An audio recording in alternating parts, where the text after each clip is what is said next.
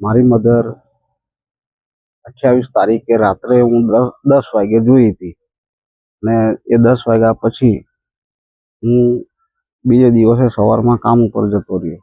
અને પછી રાત્રે આવ્યો મેં એટલે જોયું તો અહીં બેસવા ગયો અને ત્યાંથી આવ્યો મેં પછી જયસ્વાલની 3 બહેનો આવી અને મને કીધું કે તારી મમ્મી સવારથી બહાર નીકળી નથી તો જરા તપાસ કરો એટલે હું મારા મોટા છોકરાને તપાસ કરવા મોકલ્યો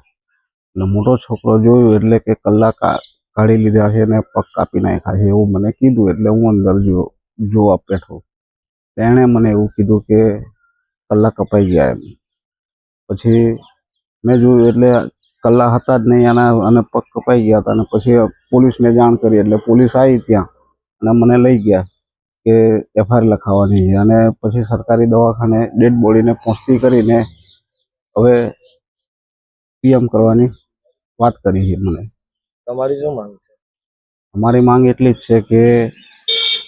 આ આરોપીને જલ્દીથી ધરપકડ કરે અને અમે પછી પીએમની ડેડ બોડી ઉઠાવીશું। આરોપીને કડક સજા મળે એવી અમારી માંગ છે।